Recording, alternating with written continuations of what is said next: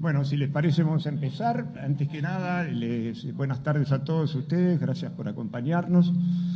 En primer lugar, quiero dejar aclarar que este seminario es convocado por la Federación de Asociaciones Rurales del Mercosur como aporte a las negociaciones para una mejor integración comercial entre la Unión Europea y el Mercosur. También es pertinente la realización de este seminario en estos momentos, dado que desde el mes de junio pasado se ha iniciado un nuevo ciclo de negociaciones entre nuestros países del Mercosur y la Unión Europea. Quiero también aprovechar para agradecer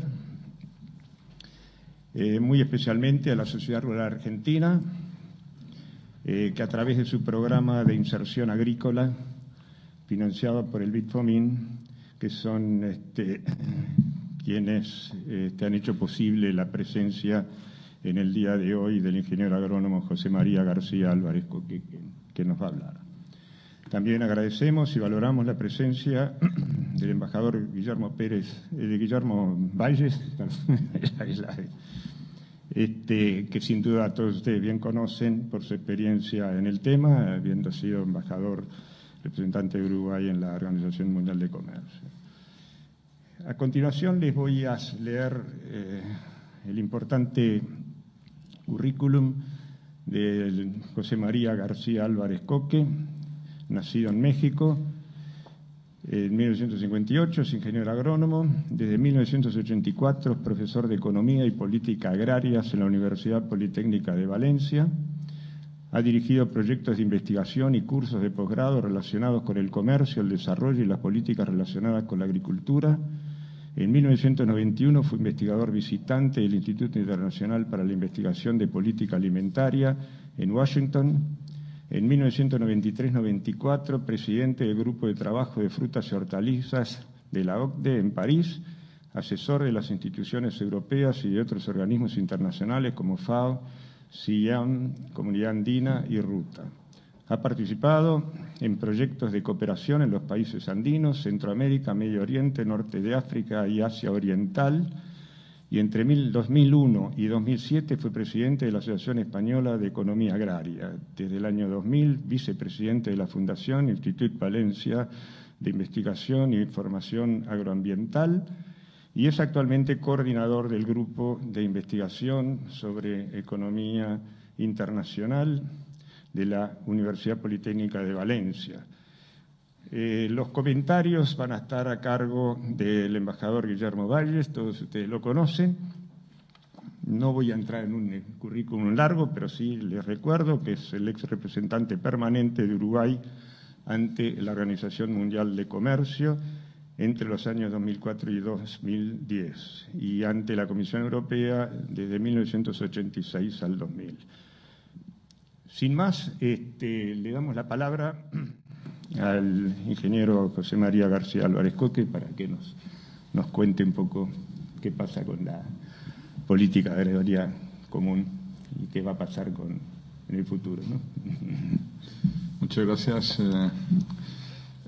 Quiero, en primer lugar, agradecer pues la oportunidad de visitar de nuevo Uruguay en una experiencia pues que va más allá de lo que es un encuentro profesional, sino sobre todo pues la oportunidad de encontrar amigas y amigos.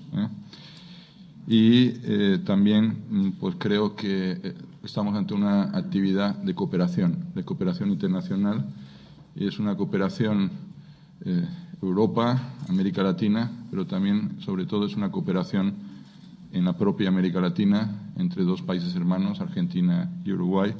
Quiero agradecer las gestiones de Raúl Rogataliata, Gonzalo Arroyo y todos aquellos que han intervenido desde la Sociedad Rural Argentina y de la Asociación Rural Uruguaya, y por supuesto a FARM, a FARM, la Federación de Sociedades Rurales del Mercosur, que ha hecho posible pues este acto. Hay una cercanía especial de mi universidad con respecto al Uruguay. Colonia, la ciudad patrimonio de la humanidad, pues fue elegida como un centro en el que pues iba a centrar sus actividades de cooperación, no solo en Uruguay, sino en toda la región de Sudamérica, en nuestra universidad, y me siento pues muy cercano a esa ciudad, y por tanto pues me siento como en casa, ¿no? Podría decir. Vamos ahora a la exposición, donde un poco el tema es un tema viejo conocido de los habitantes de esta región. Yo suelo decir que se conoce mejor en la PAC, en esta región, que en la propia Unión Europea. Y es que cuando preguntamos a lo mejor a un ciudadano europeo qué es la PAC, la mayoría diría que no sabe qué es. ¿Un PAC de qué, no? PAC. Y yo creo que aquí se conoce qué es la PAC. O sea, no hace falta decir pues muchas veces que las siglas es Política Agrícola Común o Política Agraria de la Comunidad Europea. Se sabe muy bien lo que es, se conoce muy bien, y por tanto estamos hablando ante un público cualificado. Dos son las preguntas que nos preocupan y que tienen que ver con el proceso de negociación Unión Europea-Mercosur, y que pues al cual no me voy a dedicar explícitamente, porque hay un tema, cuando hablamos ya de negociación, estamos en un ámbito más de política. Yo no represento a la Comisión Europea, soy un académico y por tanto es una visión que me puedo permitir criticar a la propia Comisión Europea. Pero hay dos preguntas que me preocupan. En primer lugar es el proceso actual de reformas en la Unión Europea de políticas agrícolas conllevará una eliminación gradual de lo que pueden ser las ayudas o subsidios, como usamos ese término subsidio aquí, ahí utilizamos el término ayuda, pero estamos hablando más o menos de los mismos conceptos. Nos abocamos a un final, nos abocamos a una eliminación de los subsidios a la agricultura. Y una segunda pregunta es cómo va a afectar ese proceso cómo podría llegar a afectar ese proceso de reformas en la Unión Europea a las negociaciones, en concreto Mercosur-Unión Europea. Para ello voy a plantear o voy a analizar la política agrícola común desde una perspectiva de una política económica, ¿no? Cuando analizamos una política económica, pues podemos pensar que es una política, o podemos pensar en un enfoque de economía política, es decir, análisis de las fuerzas que determinan esa política, los grupos de interés, etcétera, en la sociedad. Y por otro lado también podemos pensar en una política un enfoque de política económica, política con objetivos, instrumentos, restricciones y evaluación de dicha política. Yo voy a combinar ambos enfoques, y desde la perspectiva inicial de economía política podemos decir dos cosas. En primer lugar, que frente a lo que, digamos, se tiende a pensar que la Unión Europea es como un elefante que es muy difícil de mover, pues la PAC ha sido capaz de cambiar, es decir, ha cambiado. A lo mejor algunos pensarán que esto es como el gato pardo, ¿no? Que cambie para que todo sea igual, pero sí ha habido transformaciones, como la muestra la propia cronología de reformas. Algunas veces son reformas que se vienen dominadas con eslóganes, como reforma McSherry, eslogan Agenda 2000, eslogan revisión intermedia, eslogan chequeo médico, que es el proceso actual que estamos aplicando desde 2008, es la última reforma, se llama revisión médica o chequeo médico, examen de salud de la PAC, es lo que estamos ahora aplicando. Y ahora pues no sabemos muy bien el término que denominar al proceso que está ahora en debate. Hay un debate importante que por el momento denominamos revisión presupuestaria, es decir, donde la eficacia y la eficiencia del uso del gasto público está en un punto central. Pero también la PAC, desde el punto de vista de economía política, se puede pensar como una política que algunos dicen que no se puede explicar, sino simplemente se negocia. Es sino una política que no se explica, se negocia.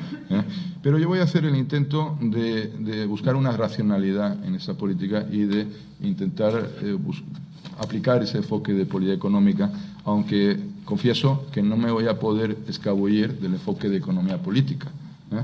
Y es que una política económica se compone de objetivos, decisiones e instrumentos.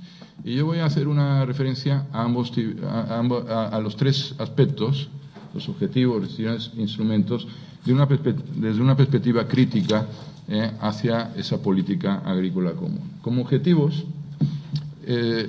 los objetivos están claramente marcados desde 1958. Es el Tratado de Roma el que aprobó los objetivos de la PAC, y esos objetivos, entre los que podemos destacar la garantía de rentas a los productores agrarios, la estabilidad de precios, los precios razonables a los consumidores, una garantía de suministro, de abastecimiento a la población de productos agroalimentarios, a la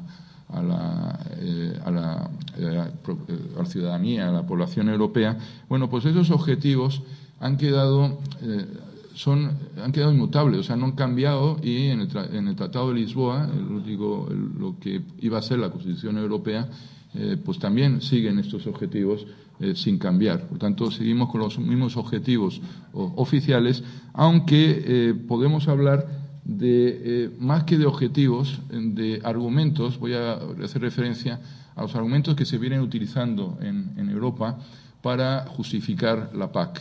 En ese momento hay como un debate entre dos corrientes, podemos decir una corriente minoritaria, reformista, que quiere, pues de algún modo, modificar los subsidios, reducir esos subsidios a la agricultura, y otra corriente que podemos decir mayoritaria, de apoyo a lo que se puede denominar una PAC fuerte. Es decir, lo que se considera una PAC fuerte, basada en unos objetivos que tienen que ver con la renta agraria, con la garantía de suministros de alimentos y con el enfoque, quizá no tan novedoso, pero sí atrayente, de la multifuncionalidad o las preocupaciones no comerciales de la agricultura. Voy a revisar un poco la lógica detrás de estos objetivos desde una perspectiva crítica hacia la propia PAC, ¿no? En primer lugar, y por tanto la pregunta es si siguen siendo válidos estos objetivos. En primer lugar, la cuestión de la renta es una cuestión muy compleja, y es que la PAC casi siempre, cuando hablamos de la renta, hablamos de una ecuación en que están los ingresos y los costos.